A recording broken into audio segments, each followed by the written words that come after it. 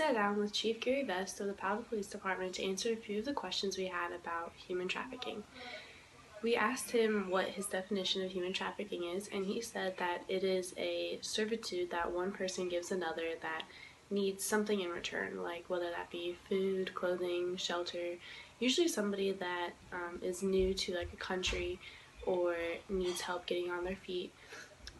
Chief Gary Vest also told us about an incident here locally in Powell from a massage parlor, and according to that incident, there was a few business owners that were trafficking a few immigrants from another country, and they found out that this was happening from a neighboring business. They noticed that there were lights being turned on at very inappropriate hours of the night and people leaving in and out of the building just minding their business, and then they called the police department and had them investigate, and it turns out 3 people were arrested from this incident and brought into custody. The victims of this incident, they were housed in the Salvation Army, which the Salvation Army helped donate clothes and provide shelter to the victims until they figure out what their sentence is and what they're going to do with them.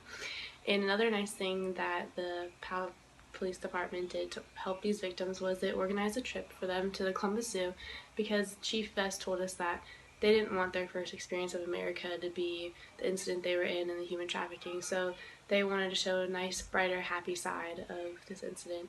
And people to reach out to if this ever happens to somebody locally is definitely go to the Salvation Army, or just donating clothes. Anything like that helps. That's how people like us can help members in this situation. In the year 2000, the Trafficking Victims Protection Act was passed. This act had 3 main goals: prevention, protection, and prosecution. The Trafficking Victims Protection Act gave a federal definition of human trafficking. In human trafficking close to home, the article stated that when the act was first passed, there was an emphasis on overseas to stop the issue there. Since the act was passed in 2000, the U.S. has finally started to grasp the fact that it's not just an issue happening overseas, but also all over the U.S. As Chief Gary Vest said, if it can happen in Powell, it can happen anywhere. According to the article, Ohio making progress in combating human trafficking, in 2015, the Anson Massage Spa was raided along with 3 other massage spas located throughout Powell, Worthington, and Columbus. They rescued 18 women whom spoke little to no English, who were also all from the same province in China. Officials believed that the AMSA Massage Spa, as well as the 3 other locations that got busted, belonged to the same human trafficking ring that stretched from California to New York to China. The International Labor Organization estimated a 2.9 million victims of human trafficking globally, while the Ohio Human Trafficking Task Force estimated that human trafficking affects 1,000 Ohio children annually, with 3,000 more at risk. 68% of victims internationally are trapped into forced labor, 26% of which are children, and 55% are women and girls, according to the Human Trafficking Polaris website. The Polaris Project website offers a prevention hotline in which more than 21,000 total human trafficking cases have been reported. The articles and websites we used for research gave us a lot of information on human trafficking and allowed us to get a better understanding of the demographic affected by human trafficking, as well as what actions and steps are being done to put an end to human trafficking around the world. The Powell Massage Spa bus helped emphasize that this issue can happen anywhere and can hit closer to home than my group and I had originally thought. Our group had the opportunity to interview 2 different people. The second person we got to interview was named Maria Cabali. Maria Cabali works for an organization called the Polaris Project. The Polaris Project is a nonprofit organization that works to combat and prevent modern-day slavery and human trafficking. Maria Cabali is a reliable source because she has been working with victims of human trafficking for 9 years. Maria Cabali also says that she was once a victim herself when she was just 23.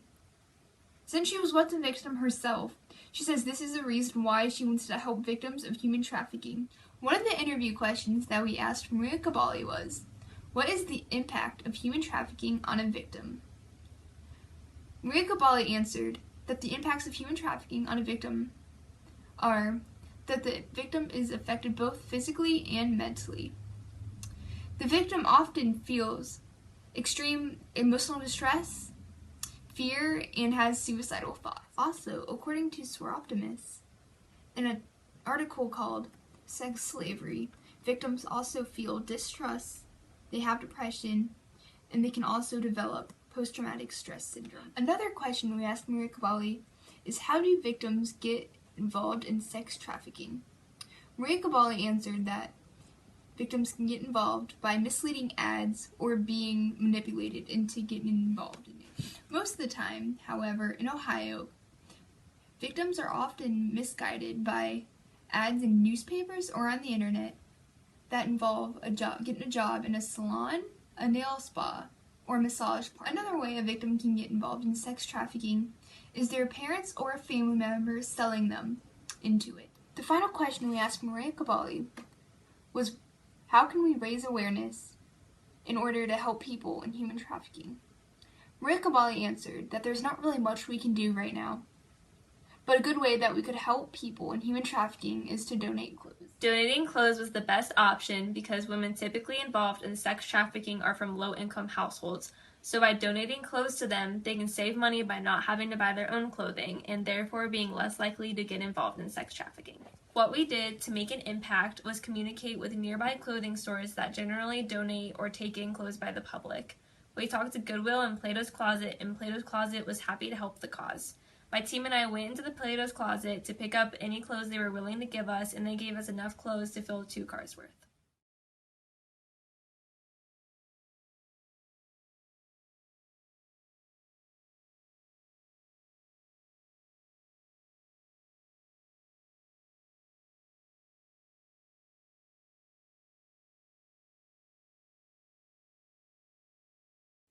This just shows how much people are willing to help. After picking up the donations, we went to the local fire station, and they were happy to be used as a drop spot and deliver our clothes to the Salvation Army, who donates to victims of sex trafficking and takes in volunteers to help the cause. According to dictionary.com, the Salvation Army is a Christian church and international charitable organization structured in military fashion. The organization reports a worldwide membership of over 1.5 million, consisting of soldiers, officers, and adherents known as Salvationists.